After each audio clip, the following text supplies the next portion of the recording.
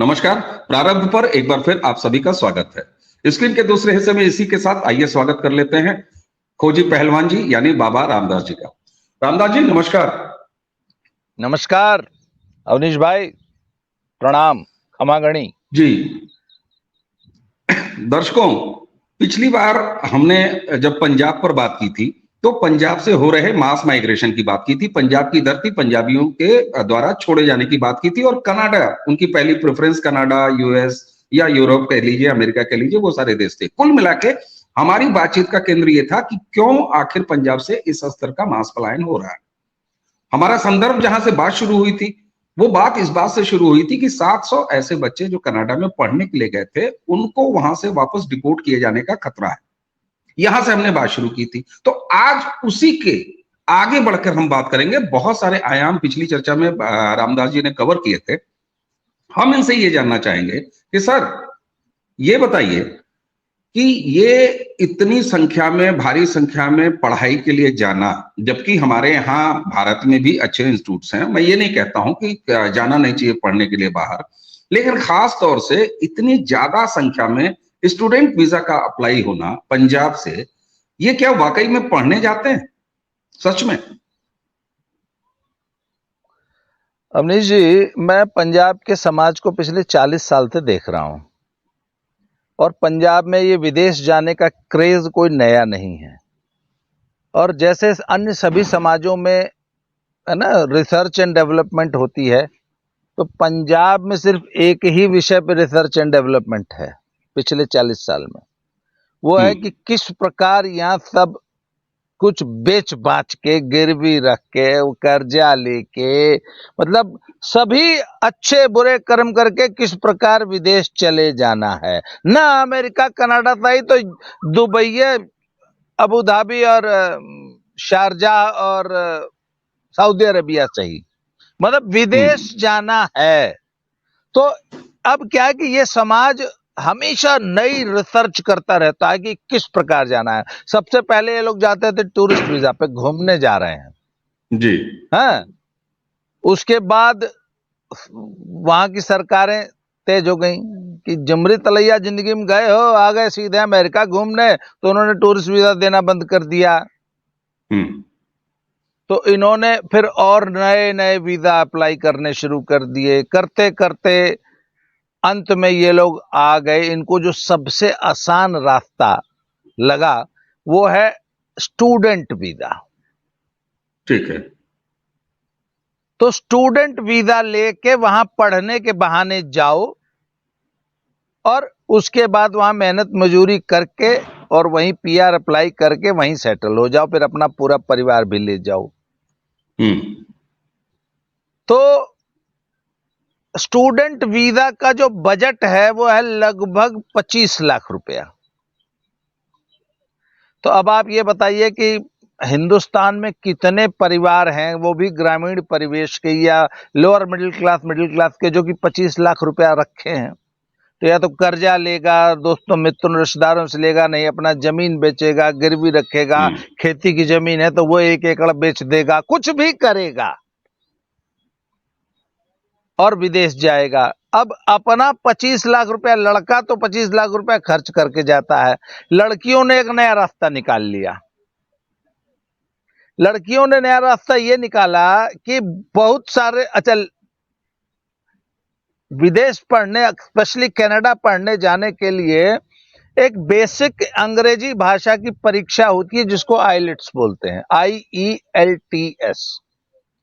तो उसमें भाई वहां की सरकार का यह है कि करे एकदम में लिख लोड़ा पढ़ पत्थर ना न हुए, का पढ़े जब अंग्रेजी एक अक्षर ना होते, तो अंग्रेजी तनी मनी काम चला लेते हो, इसको जानने के लिए एक टेस्ट लेना है।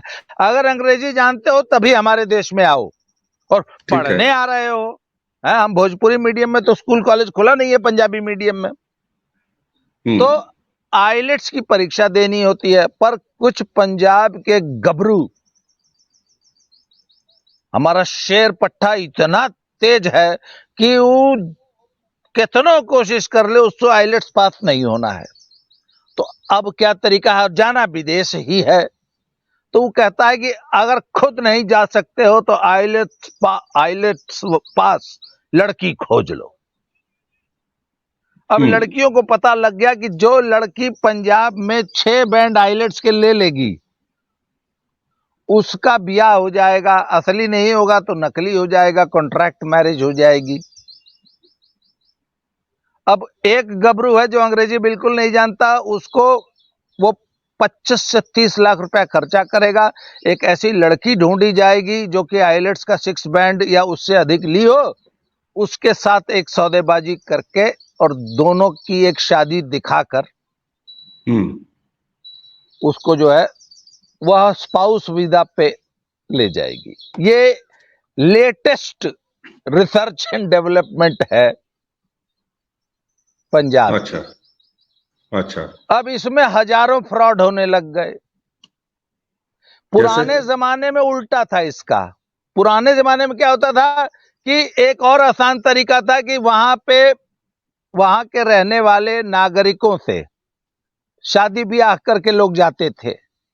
लड़की वहां की है तो अपना लड़का ब्याह दो, लड़का वहां है तो अपनी लड़की ब्याह दो। उस केस में हजारों लाखों लोगों के साथ फ्रॉड हुए। वहां से लोग बाग आते थे, यहाँ 3 महीना हनीमून मनाते थे और फिर कभी लौट के नहीं आते थे। ऐसी हजारों लड़कियां अब तो खैर बेचारी बुढ़ियां हो गई, क्योंकि ये 80 के दशक में ज्यादा होता था। अब वो बेचारी, वो उनको कहते हैं वो NRI ब्राइड्स ऑफ पंजाब। उसमें बड़े बड़े डॉक्यूमेंट्रीज बनी है, बहुत लोगों ने बेचारियों लाखों लड़कियों का जीवन बर्बाद हो गया। एक लड़के से शादी की थी, एक अच्छी जिंदगी के चक्कर में आया, 3 महीना हनीमून मना के चला गया, फिर कभी यही भी नहीं किया। तो अब इसका उल्टा हो रहा है। लड़का बेचारा गबरू जवान एक एकड़ बेच के 25-30 लाख रुपया खर्चा करके असली या कॉन्ट्रैक्ट मैरिज करता है एक आइलेट्स पास लड़की से, वो वहां जाके ठेंगा दिखा देती है? और ई बेचारू जो है फिर वही NRI, पहले ब्राइड्स थी बेचारी प्रताड़िता, आजकल NRI ग्रूम्स का कल्चर चला है पंजाब में। बहुत NRI ग्रूम्स बेचारे रो रहे हैं, ये 25 लाख रुपए वो ले गई तो हमके ना बोलौलस वहां।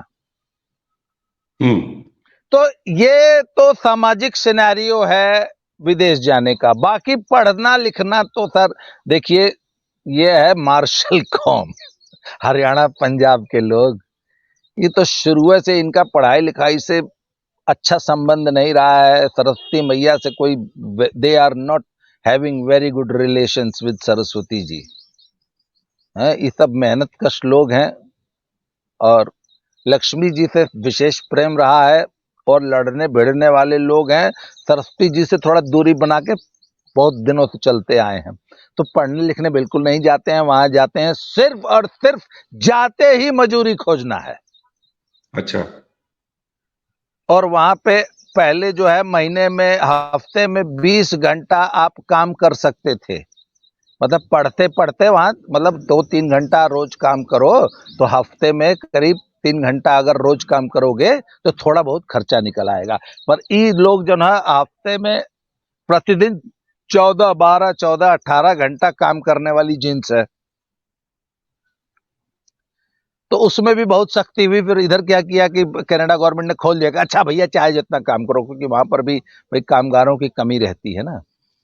तो ये पोजीशन है। तो सर पढ़ने उड़ने कोई नहीं जाता है, वहां पे सब जाता है मेहनत मजूरी करने, और जिससे कि परिवार को वहां बुला सके, सेटल कर सके और एक अच्छे जीवन की खोज में है, फॉर द ग्रीनर पैस्चर्स लोग वहां जाते हैं। और कौन कौन सी दुर्दशा दुर्गति को प्राप्त होते हैं, इस पे तो खैर चलिए बहुत लंबा जो है वीडियो बन सकता है। ठीक है। तो अच्छा ये बताइए, आपने ये जो जिक्र किया आइलेट्स परीक्षा की, जिसमें कि 6 बैंड लेने के बाद जो है वो क्वालिफाई हो जाता है स्टूडेंट वीजा अप्लाई करने के लिए और वीजा मिल जाता है, ये उसकी शर्त है। अब ये इसमें अंग्रेजी का ज्ञान होना जरूरी है, तो इसमें अंग्रेजी का कौन कौन सा ज्ञान वो मांगते हैं? अंग्रेजी लिखना, राइटना, स्पीकना, उसको सुनना, समझना, ये किस तरह का टेस्ट होता है कि उसको एक पढ़ने जाने वाला लड़का जो है वो सामान्य तौर पर क्लियर नहीं कर पाता? देखिए 4 स्किल है ना किसी भी भाषा में। हम्म। भाई आप बोल सकें, कोई बोल रहा है तो समझ सकें, हैं, हम्म। कुछ कहीं कुछ लिखा है तो पढ़ लें, और अपनी बात लिख के समझा सकें। ठीक है। ये 4 बेसिक स्किल है।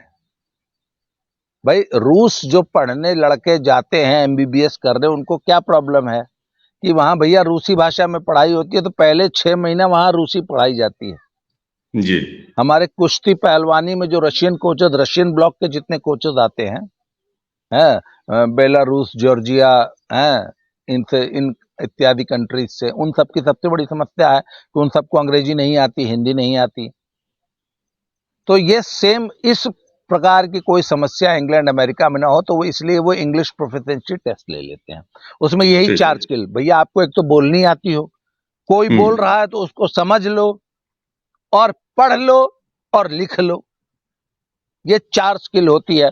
पर कुछ हमारे हरियाणा पंजाब के गबरू जवान इतने, मतलब सरस्वती मैया से इस कदर दुश्मनी ठान के बैठे हैं कि वो कितना कोशिश कर ले, इन चारों स्किल में वो जो 6 बैंड लेना होता है वो नहीं हम्म। ले पाते। अच्छा, ठीक है। तो अब हाँ, यहाँ पर एक सवाल आ सकता है लोगों के मन में कि साहब, अगर कोई बच्चा स्टूडेंट वीजा के लिए अप्लाई कर रहा है, यानी वहां वो पढ़ने जा रहा है, अब पढ़ने अगर वो जा रहा है और इस बेसिक टेस्ट में वो पास नहीं होता है, तो अगर मान लीजिए किसी दूसरे कॉन्ट्रैक्ट मैरिज का जो आपने नाम लिया, वो अगर तरीका अपनाता है और ऐसे में वो स्पाउस के तौर पर जाता है या बुलाया जाता है, तो उसके ऊपर भी ये लागू होता है क्या? मेरा मतलब नहीं, यह है कि कनाडा जाने वाले किसी व्यक्ति के लिए अंग्रेजी बोलना, समझना, लिखना, पढ़ना ये जरूरी होता है कि केवल स्टूडेंट्स के लिए? स्पाउस के नाम पे तो कोई भी चला जाएगा। हम्म। आई हालांकि मुझे इसकी बहुत ज्यादा टेक्निकल जानकारी नहीं है कि स्पाउस वीजा, उसको स्पाउस वीजा बोलते हैं कि मेरा बिल्कुल। चूंकि पति पत्नी, किसी का पति या पत्नी वहां है तो मैं वहां जा रही हूँ साल 2 साल के लिए। ठीक। तो स्पाउस वीजा के क्या रूल्स है मुझे मालूम नहीं है, पर अरे जब वो आइलेट्स पास नहीं है तो स्पाउस बन के कैसे पास कर लेगा? इसका मतलब आइलेट्स की शर्त नहीं होती होगी स्पाउस वीजा में, ये पक्की बात है। ठीक बात। तो ये मान लीजिए आप कि आइलेट्स की शर्त नहीं है स्पाउस वीजा में। ठीक बात। अच्छा, ये जो एक कॉन्ट्रैक्ट मैरिज वाला जो तरीका है अपनाया जाने लगा है, आपने कहा कि अब ये रिवर्स हो रहा है। पहले एनआरआईज आते थे बाहर से और यहाँ की बच्चियों, लड़कियों से शादी करते थे, और अच्छे भविष्य के चक्कर में परिवार वाले शादी कर देते थे, फिर लौट के नहीं आए। अब इसका रिवर्स चल रहा है।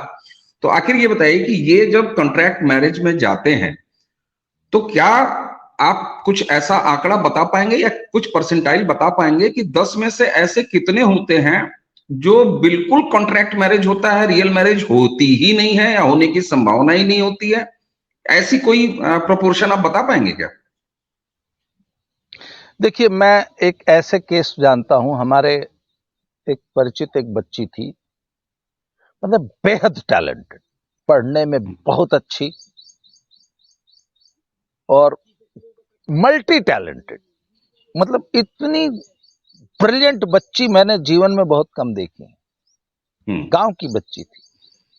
तो वो, उसको स्टूडेंट वीजा उसके परिवार वालों ने दिया, पर परिवार वालों ने कहा कि नहीं हम चाह, और 22-23 साल उम्र भी थी उसकी। और जब परिवार वालों ने, जब वीजा लग गया तो उन्होंने कहा कि नहीं अब एक ऐसा लड़का खोजो जिसको स्टूडेंट वीजा मिल चुका। अच्छा। तो वो, उस बच्चे को भी स्टूडेंट वीजा मिला हुआ था, वो किसी मजबूरी में शादी नहीं हो रही थी। तो उन्होंने कहा कि चूंकि बच्ची अब विदेश जा रही है तो कम से कम पति पत्नी दोनों साथ रहें तो वहां सहारा रहेगा एक दूसरे का, एक है ना, गार्जियनशिप होती है, कंपेनियनशिप होती है। तो इसलिए उन्होंने वो उन दोनों की रियल मैरिज करके यहाँ पे भेजा था।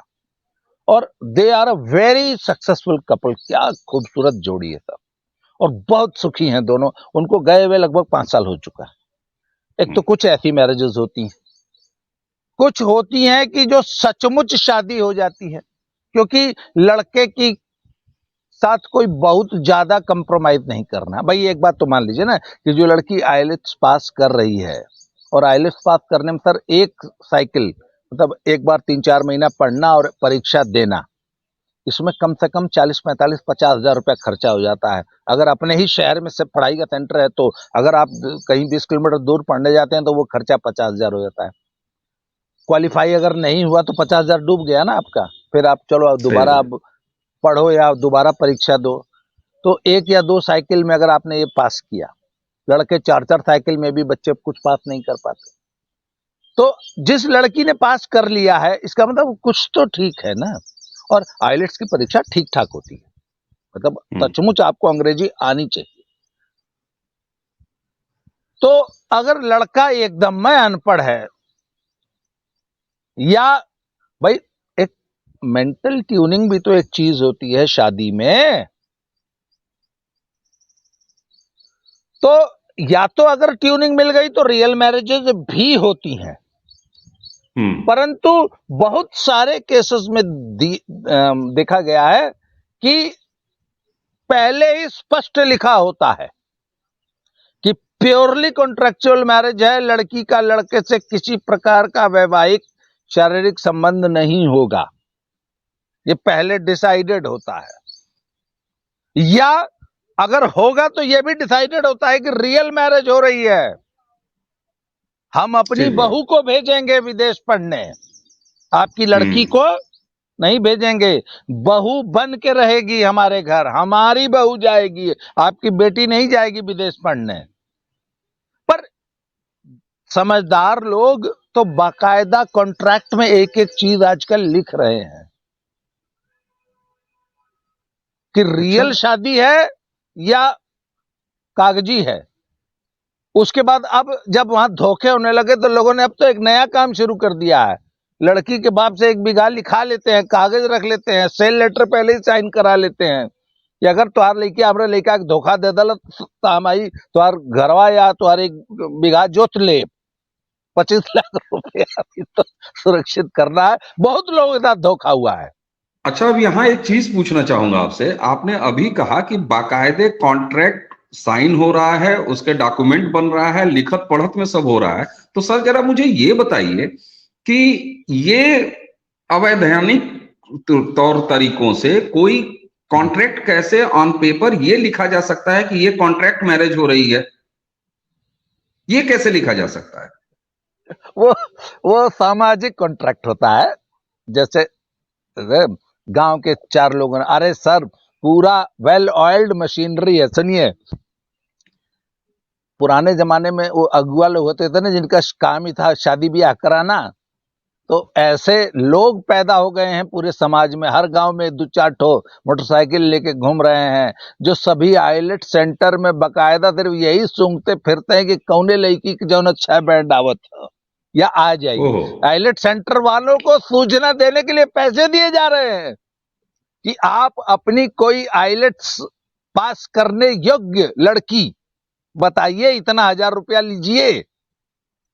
और उधर गांव गांव में हर तोरे लड़का बता लड़की खोजी, हम बताइए कौन सी चाहिए, असली वाली चाहिए, नकली वाली शादी चाहिए, क्या चाहिए, कैसी शादी चाहिए, मतलब पूरा सब कुछ। तो बाकायदा बिचवैती होती है सर। अरे पूरा पूरा बिजनेस है बॉस। वो सब 1-2 लाख रुपया कमीशन लेते हैं आपके लड़के के लिए जब आइलेट्स पास लड़की खोजी जाएगी तो। और बाकायदा वहां शादी का प्रूफ देना पड़ता है। पर ये अंग्रेजवा सब बहुत चालाक है सर। अरे सर बहुत घिनावन काम है। अब मैं इसकी अगर गहराइयों में अगर अपने दर्शकों को ले जाऊं तो आप जो हैं आप गाली सुन जाएंगे, कहे थे कि आप बीच बीच में टोकेंगे और दर्शक आपको गरियाएगा, क्योंकि बहुत घिनावन काम है इसमें। तो मैं शब्दों की मर्यादा, वोकाबुलरी जो है थोड़ा सॉफ्ट रखते हुए बताता हूं आपको कि अब आपने बोल दिया कि ये हमारा पति या पत्नी है, इसको स्पाउस वीजा चाहिए, तो सब इतने चालाक है अंग्रेजवा सब, वो सब अकेले अलग अलग बैठा के इंटरव्यू लेते हैं। अच्छा पति है तो पूछ लेते हैं सचमुच वाला पति है, अच्छा तो फिर हनीमून कहाँ मनाए थे, हनीमून तो हनीमून का डिटेल पूछ लेते हैं, कहाँ कौने होटल में ठहरा थे, कौने रंग का चादर बिछा था। मतलब अंग्रेज सब बहुत चालाक हैं, वो सब ये एसरटेन करने लगे हैं कि सचमुच स्पाउस है। उनको भी तो पता है ना कि ये सब कौन कौन सा प्रपंच रच के हमारे देश में आ रहा है। सही तो बात। वो सब भी पूरी रिसर्च कर रहे हैं इनके साथ साथ कि इनको वहां घुसने से कैसे रोका जाए। पर उन गवर्नमेंट्स की भी तो मजबूरी है, उनको ये चाहिए। सस्ता मजदूर सर किस समाज को नहीं चाहिए, आप बताइए। बिल्कुल बिल्कुल सही बात। हैं? आपका जंगल साफ करके वहां खेती करे, आपके देश की इकोनॉमी में योगदान दे। सर एक आदमी जो 25-30 लाख रुपया दे रहा है और इसे अगर 1 लाख लोगों को स्टूडेंट वीजा दे दे एक गवर्नमेंट, तो बिलियंस ऑफ डॉलर्स की इंडस्ट्री है। तो आखिर इस इंडस्ट्री को कौन सरकार नकार देगी? बिल्कुल है ना। और कनाडा बिल्कुल जैसे देश बिल्कुल। जहां की है मात्र 3 करोड़ पॉपुलेशन है और भारत से 3 गुना 5 गुना बड़ा देश है। शायद तो यही सर वजह है, बहुत हाँ शायद शायद यही वजह है कि अब बाकायदे जो है कनाडा की राजनीति में एक वोट बैंक के तौर पर देखे जाने लगे हैं ये जो पूरा ये नंबर्स है जो भारत से जा रहे हैं, बाकायदे वहां एक वोट बैंक के तौर पर देखे जाना है। सर, जहां भी पॉपुलेशन कम है, अब उत्तराखंड जैसे राज्यों में, गोवा जैसे राज्यों में 1000 वोट इधर से उधर हो जाए तो सीट पलट जाती है? सही बात। तो ये पंजाबी कम्युनिटी या इवन इवन अब तो सिर्फ पंजाबी नहीं सर, हरियाणा, हिमाचल और इवन उत्तराखंड और तराई वाले यूपी क्षेत्रों से जी भी बहुत लोग जा रहे हैं। हरियाणा में तो ये बिल्कुल रोग बहुत बुरी तरह फैल गया है। मतलब आप ये जीटी रोड के किनारे आप अंबाला से चलिए और पानीपत और सोनीपत तक आपको तमाम आइलेट सेंटर खुले हुए दिखते हैं। हम्म। तो जहां पर कनाडा जैसे देश में किसी सीट पर अगर 1000 वोट इधर से उधर आ जाए तो सीट पलट जाती है। तो इनकी सर ना ठीक बात। जनसंख्या का जो डिविडेंड है वो तो रहेगा ना। और घैटो मानसिकता है ये है, पंजाबी जब वहां जाता है तो वहां अंग्रेजी समाज के साथ घुलता मिलता नहीं है। ये लोग भी उनसे नहीं घुलते मिलते और वो इनसे घुलना मिलना पसंद नहीं करते। तो ये वहां पर भी ना घैटो घैटो बना के रहते हैं और भेड़ चाल में वोट देते हैं। जो जो जो समस्या यहाँ के हमारे मुस्लिम वोटर में है कि भेड़ की तरह एक दिशा में चल के वोट देना है। तो जो भी समाज घैटो में रहेगा, घैटो मानसिकता में रहेगा और भेड़ चाल में वोट देगा, तो उस समाज की लोकतंत्र में तो पूछ रहेगी। वहां बिल्कुल भी है। बिल्कुल सही बात है। ठीक बात है। अच्छा, हम फिर वापस आएंगे जरा उसी पे, ये जो स्टूडेंट वीजा और वहां माइग्रेट करने की आपाधापी में ये जो कॉन्ट्रैक्ट मैरिज और इस तरह की बातें आ रही हैं, तो आपने ये तो साफ किया कि साहब कॉन्ट्रैक्ट मैरिज जो होता है उसमें कॉन्ट्रैक्ट किसी कोर्ट कचहरी में नहीं होता है, क्योंकि वो ये लिख के तो दिया नहीं जा सकता है कि कागज पर शादी हो रही है ना। अब ऐसा कुछ संवैधानिक या लीगल बाइंडिंग नहीं जब होती है या नहीं संभव है, तो किस तरह के, आपने एक अच्छे केस का उदाहरण दिया, शुरुआत आपने बहुत अच्छा कही, एक आपने जो उदाहरण दिया कि 2 बच्चे थे, दोनों ने क्वालिफाई किया और दोनों गए, शादी के बाद गए, now they are doing good, ठीक है। लेकिन ये जब मामले बिगड़ रहे हैं तो किस तरीके से बिगड़ते हैं? मान लीजिए कॉन्ट्रैक्ट मैरिज हुई और बच्ची गई, बच्ची ने फिर स्पाउस के तौर पर बुला लिया, वहां जाने के बाद क्या ये तुरंत एयरपोर्ट से ही अलग अलग हो जाते हैं? सर मैंने बोला ना, बहुत घिनावन काम है। मैं नाम नहीं लूंगा। एक बच्चे ने 2 साल पहले, मैंने उस पर लिखा भी था, आपको याद होगा, फेसबुक पे भी लिखा था, शायद एक आध मैंने वीडियो भी बनाई है उस पर। एक लड़के ने यहाँ पंजाब में ना वो खुद को खत्म कर लिया था। तो उस पर बहुत बड़ी बहस पंजाब के समाज में हुई और सब लोगों ने मिलके उस लड़की को, बेचारी को बहुत गरियाया और उसके खिलाफ जो है आत्महत्या के लिए उकसाने का केसेस लगे, उसको डिपोर्ट तक करने की बातें हुई। तो उस पे बहुत बड़ी बहस पंजाब में हुई थी।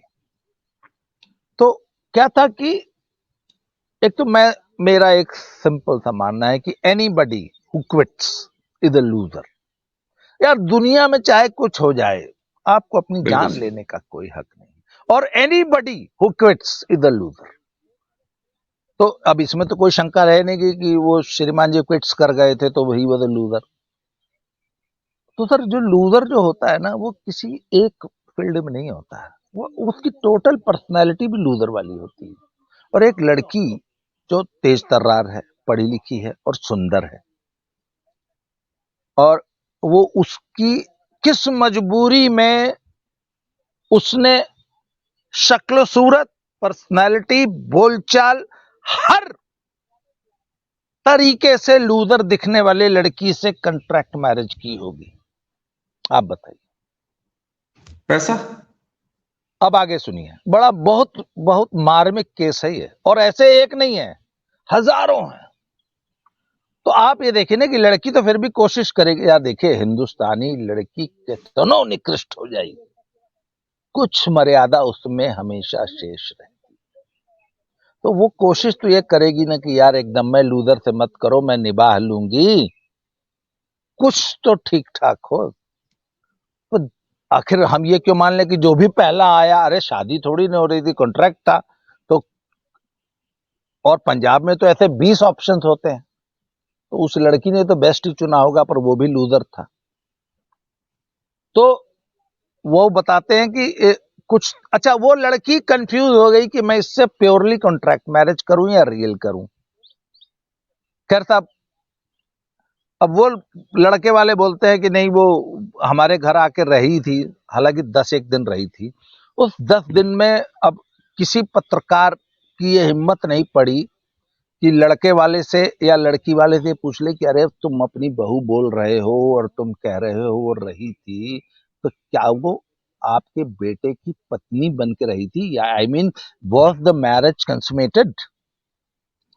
बिल्कुल। ये आज के पत्रकारों में इतनी हिम्मत भी नहीं कि ये सवाल पूछ ले। हालांकि ये बड़ा मासूम सा सवाल है, मैं होता तो जरूर पूछ लेता, मैंने तो अपने वीडियो में पूछा भी था। मासूम के साथ ये नैतिक सवाल भी है, व्यवहारिक नैतिक सवाल भी सवाल है कि आप व्यवहारिक बोल सवाल है। रहे हैं, आप बोल रहे हैं कि वो मेरी बहू थी, तो ये तो आपका बेटा बताएगा कि मैरिज कंसमेट हुई थी कि नहीं हुई थी। अब हमें नहीं पता हुई थी कि नहीं हुई थी, परंतु कुल मिला के वो लड़की वहां जाई। अच्छा, ये श्रीमान जी तो नंबर 1 लूजर थे और वेले थे। पंजाब का गबरू जवान तो वेला ही होता है ज्यादातर, सब नहीं। तो इनको दिन में 8 घंटा उससे फोन पे बतियाना होता था, और भगवान की दया से व्हाट्सएप में मुफ्त में फोन सुविधा है ही है। अब वो लड़की एक तरफ पढ़ती भी थी, 8 घंटा जॉब भी करती थी। कोविड की वजह से पैसे और जॉब मिल नहीं रही थी, किसी तरह कोविड में स्ट्रगल कर रही थी। तो उसने एक तर्क दिया है, बोला इसने हमारा फोन उठाना बंद कर दिया। बोला अरे ये वेलड़ साला एक दिन में 8 घंटा मुझे फोन करता था, मैं काम करूं पढ़ाई करूं। भाई 8 घंटा पढ़ाई कर रही है, 8 घंटा काम कर रही है। काम करने जाता है आदमी, वहां 2.5 घंटा दूर जाना पड़ता है, 5 घंटा कम्यूट कर रही है। कब सोएगी और कब तुम्हारे लड़के से बात करेगी? और हिंदुस्तान तो है नहीं कि बात काम करते करते बात कर रही है। तो इनका एक शिकायत है कि इसने हमारा फोन उठाना बंद कर दिया। उसने कॉल रिकॉर्ड दिया था कि ऐसे कैसे बोल सकते हो, फोन उठाना बंद कर दिया। अब 8 घंटे थोड़ी ना मैं तुम्हारे लड़के से फोन पे बतियाऊंगी। खैर साहब, कुल मिला के तो उस लड़के ने यहां तक वो गिड़गिड़ाते हुए चैट सामने आई थी कि अगर तुझे कोई और पसंद आ गया है तो भी मुझे मंजूर है, बस तू मुझे प्लीज एक बार कनाडा बुला ले, मैं एयरपोर्ट से ही तुझे छोड़ दूंगा और अपने रास्ते चला जाऊंगा, मैं वहां तेरे गले ने। वो लड़का इससे चैट में गिड़गिड़ाता था कि बस किसी तरह एक बार मेरे आका मदीने बुला ले मुझे। फिर बेशक, अरे तुझे मुझे तो एक ऐसे व्यक्ति को जानता हूं जो यहां तैयार हो गया था कि अरे एक कमरे में मैं पड़ा रहूंगा, दूसरे वाले में तू अपने बॉयफ्रेंड के साथ रहती रहना, मैं इसमें भी मंजूर हूं, पर मेरे आका मदीने बुला ले मुझे। नया मदीना जो है कनाडा हुआ है, यहां तक कंप्रोमाइज करने के लिए तैयार है सर लड़के। और विदेश जाने के लिए कंप्रोमाइज की बात करेंगे, सगी बहनों से शादी करके जा रहे हैं, सगी बहनों से। अरे तभी ना अंग्रेजवा सब डिटेल में इंटरव्यू लेने लगे कि सुहागरात के दिन कौने रंग का चड्डी पहनी थी तुम्हारी मेहरारू, यहां तक पूछते हैं। पहले तो सिर्फ शादी का फोटो देख के मान लेते थे कि हाँ तुम्हारा ब्याह हुआ है, अब तो इतना डिटेल पूछते हैं कि अगर रियल मैरिज नहीं है तो एक सेकंड में पकड़ लेंगे कि रियल मैरिज नहीं है। इन लोगों ने जी इतने सवाल पूछने के लिए मजबूर कर दिया। मैं एक ऐसे आदमी को जानता हूं जिसने जर्मनी से अपनी पत्नी को तलाक दिया। वो पत्नी इंडिया आई, उसके सगे छोटे भाई से शादी की। अब चूंकि ऐसे सवाल जवाब थे कि सुहागरात कैसे मनी, इसका डिटेल पूछा जाना था, तो बाकायदे 15 दिन हनीमून मना और सुहागरात हुई, पूरा हनीमून हुआ। फिर इंटरव्यू में पास करके देवर भाभी जो है दोनों पति पत्नी के रूप में जर्मनी गए। वहां भाभी ने सॉरी बड़ा भाई जो है वो इंडिया आया, उसने अपनी छोटे भाई की वाइफ से शादी की, तब फिर ये वहां गई। क्या कहेंगे सर? समझ रहे हैं। और इस तरीके से कितनी, एक मिनट, मतलब छोटा भाई और समाज, उसकी पत्नी, इनका हाँ, माइग्रेशन जो है वो संभव हो पाया। हाँ, समाज कितनी बड़ी कीमत चुका रहा है। बहुत अच्छा, एक और एग्जांपल, एक और बड़ी स्टोरी, वो भी मैंने वीडियो बनाया है, पुराने वीडियोस में मिल जाएगा। ये मेरे आंख के सामने की बात है। हमारे घर के ठीक सामने एक परिवार रहता था, उसमें जो बड़का लड़का था वो 150 पौने 200 किलो का था, 6.25 फुट हाइट थी, 6.5 फुट हाइट है, तो पौने 200 किलो का तो हो ही जाएगा गबरू जवान।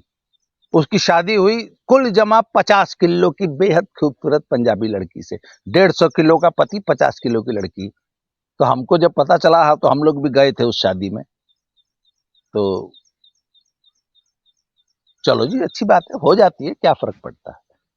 उसके बाद 2 साल बाद फिर उसी घर से न्योता आया। मैंने कहा अब कौन है? तो मेरी पत्नी बोली वो राजू से छोटे वाले, सॉरी नाम नहीं लेना चाहिए था, छोटे वाले का जो है शादी है। मैंने कहा अच्छा। तो मैंने पूछा कैसे? बोलो वो जो बड़ी वाली बहन थी वो अपनी छोटी बहन से करा रही है।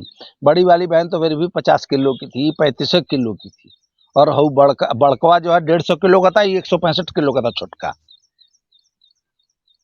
तो 165 किलो के आदमी की शादी 35 किलो की लड़की से हुई। फिर दोनों बहनें, वो परिवार करीब 30-40 साल से कनाडा रहता है, लड़कों वाला का। तो ये दोनों बहनें वहां पहुंच गई। वहां पहुंच के जैसे ही ग्रीन कार्ड या जो भी, जो सिटीजनशिप या जो भी कागज हाथ में आया, जिस जी दिन हाथ में आया, दोनों बहनों ने अपने अपने पति को बोला ओके जवान सावधान। दोनों जवान सावधान, पीछे मुड़। दोनों जवान पीछे मुड़, और दोनों ने अपने अपनी पति के पिछवाड़े पे मारा 1 लात। बोला पक भभो के, और चली गई छोड़ के। और वहीं कनाडा में अब दोनों रहती, और फिर इंडिया से शादी करके 2 लड़के ले गई हैं। कितनी बड़ी कीमत चुका रहा है समाज विदेश जाने की। और ऐसे एक बिल्कुल। नहीं, 1 लाख स्टोरीज हैं पंजाब में, और अब हरियाणा में भी। सिर्फ पंजाब में नहीं, अब ये रोग हरियाणा तक आ चुका है, दिल्ली में भी आ गया है। ठीक है। अच्छा पहलवान जी, ये बताइए, जहां आज 700 बच्चे हैं जो जिनके ऊपर भारत वापस भेजे जाने का खतरा है, इस तरह के उदाहरण भी अब मासेस में आ रहे हैं, है ना? तो अच्छा, उन बच्चों को भी 4 साल के 4 साल के लगभग पढ़ाई उन्होंने पूरी कर ली, और जब ये उन्होंने क्वालिफाई कर लिया कि वहां की सिटीजनशिप के लिए वो अप्लाई करें, तब जाके ये पूरा भांडा फूटा। आखिर इस तरह के इतने ज्यादा उदाहरण जब आ रहे हैं, तो क्या कनाडा सरकार हो या भारत सरकार हो, या जो ये माइग्रेशन को कंट्रोल करने वाली या उनको जांचने वाली जो एजेंसीज है, चाहे वो कनाडा की हो चाहे यहाँ की हो, क्या इन तमाम, ठीक है बाहर जाना अच्छे भविष्य के लिए, वो सब बातें समझ में आती हैं, लेकिन इस तरह की घटनाएं ना हो तो समाज क्या कुछ चेत रहा है? और समाज कितना चेत रहा है ये तो आप बताएंगे ही, साथ में क्या कुछ एजेंसियों के स्तर पर, दोनों सरकारों के स्तर पर भी कुछ इस तरह की बातें हो रही हैं कि इस तरह की घटनाएं ज्यादा ना आए? सर, पब्लिक को दिखाने के लिए जरूर कुछ हो रहा होगा, but it is an eyewash. Hmm. आज की तारीख में किसी पंजाब के नेता किसी सामाजिक व्यक्ति, किसी सोशल वर्कर की हिम्मत नहीं है कि समाज में खड़ा होकर कह दे कि अरे पंजाबियों विदेश मत जाओ। अरे शिर्क है, ब्लास्फेमी कानून लगाओ। इस हमको साला विदेश जाने से मना कर रहा है जी, विदेश जाने के नुकसान गिना रहा है। ब्लास्फेमी है पंजाब में आज ऐसी कोई बात करना। सुनिए, ये तो हमारे देश की लीडरशिप के साथ एक बहुत बड़ी समस्या है। खुद न सर वो लोग ब्याह करता है ना दूसरे को करने देना चाहता है। प्यार का दुश्मन है हमारे देश का लीडरशिप। कुछ लोग, आप समझ रहे होंगे मेरा इशारा। खुद तो ब्याह किए नहीं या रखे नहीं, दूसरे को करने नहीं देना चाहते। तो पहले पंजाब की लड़की जो है 12th पास करते ही 17-18 बरस में ब्याह करके विदेश चली जाती थी। ये लोग बढ़ा के उसका उम्र कर दिए है 21 साल। पंजाब में बहुत हाहाकार है इस बात को लेकर कि अब तो लड़की जब 21 साल की होगी तब न शादी करेगी, तब न कॉन्ट्रैक्ट मैरिज होगी। तो लड़के के तो साथ भी यही हुआ। हाँ, पर लड़की के साथ लड़का शायद 21 साल था ना पहले एज। लड़की की भी 21 कर दी गई है। हाँ, तो अब तो प्रोजेक्ट 3 साल डिले हो गया ना भाई। 17 साल में 12th हो जाती है तो वीजा उजा लगता लगता है 1 साल बीत जाता था, 18 की हो जाती, खट से ब्याह हो जाता था। पर अब तो 17 साल के बाद 4 साल इंतजार करना पड़ेगा। तो एक तो विदेश गमन का मुहूर्त जो है 4 साल टाल दिए मोदी जी, खाली कानून बदल के।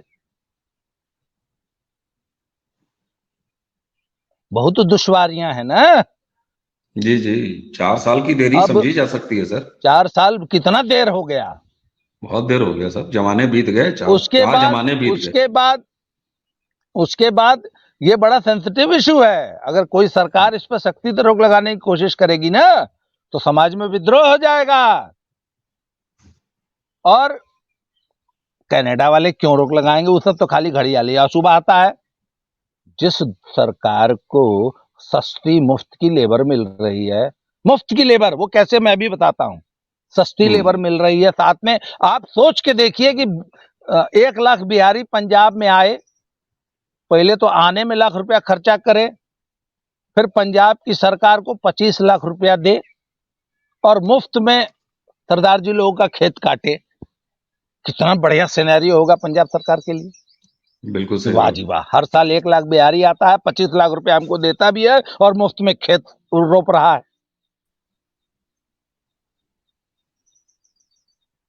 तो सर ये सिनेरियो है कनाडा के लिए, ऑस्ट्रेलिया के लिए। तो वो क्यों मना करेंगे।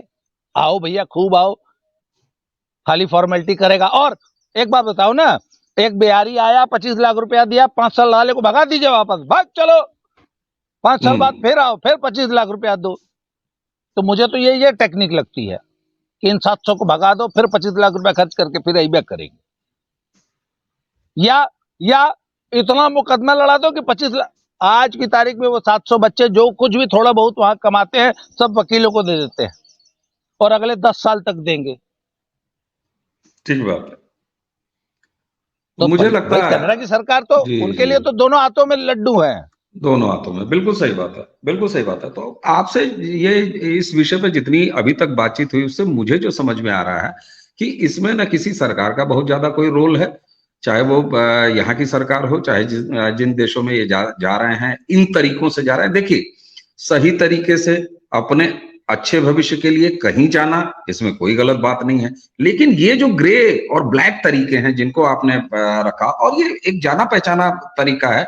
इसके पहले ऐसा नहीं है कि हम पहली बार कोई ये ब्रेक कर रहे हैं और कोई ऐसा खोज के लाए हैं। इन पर तमाम बहसें हुई हैं, तमाम फिल्में बनी हैं, डॉक्यूमेंट्रीज बनी हैं, अखबारों में, मतलब ये एक रास्ता तो है निश्चित रूप से। तो मुझे लगता है कि समाज की तरफ से ही अगर कुछ बदलाव हो तो हो, और नहीं तो फिर तो ये तरीके चलते रहेंगे। ऐसे में न जाने कितने बच्चों की जिंदगी बर्बाद होगी, चाहे वो लड़के हों चाहे लड़कियां हों।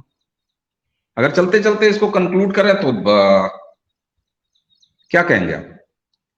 देखिए, ये ना एक तो इनफैक्ट देखिए 40 मिनट हो चुके हैं, कंक्लूड करने में मुझे आधा घंटा लग जाएगा, इसलिए आई थिंक आज के इस डिस्कशन को यहीं समाप्त करते हैं बहुत मुझे जल्दी, इसी को और आगे बढ़ाते हुए कि इन बच्चों का वहाँ शोषण कैसे होता है। सबसे भयावह पहलू जो है इनका वहाँ भयानक शोषण है, मतलब इतना भयानक शोषण है कि आपके रोंगटे खड़े हो जाएंगे। जी जी, निश्चित रूप से इसको समझना बहुत आवश्यक 40 है। मिनट का एक 40 मिनट का एक वीडियो बनता है, उसको अगले वीडियो में करेंगे कवर। आज के लिए आई थिंक पर्याप्त हो गया। बिल्कुल, 40 इसको मिनट का समझना वीडियो बन बेहद चुका जरूरी है, क्योंकि आप सोचिए कि जिस बच्चे का शुरुआत ही आर्थिक शोषण से हो रहा हो, उसके शोषण की एक अंतहीन कथा है और उसको एड्रेस करना बहुत जरूरी है। तो दर्शकों, इस समय की बाध्यता को देखते हुए और चूंकि विषय ऐसा है कि जिसको जल्दीबाजी में समेटा नहीं जा सकता, निश्चित रूप से हम रामदास जी के साथ इसी विषय की कंटिन्यूटी में अगली वीडियो चर्चा लेके आपके समक्ष फिर आएंगे। तो आज की चर्चा को करते हैं यहीं समाप्त और देते हैं रामदास जी को धन्यवाद। आप सभी को नमस्कार।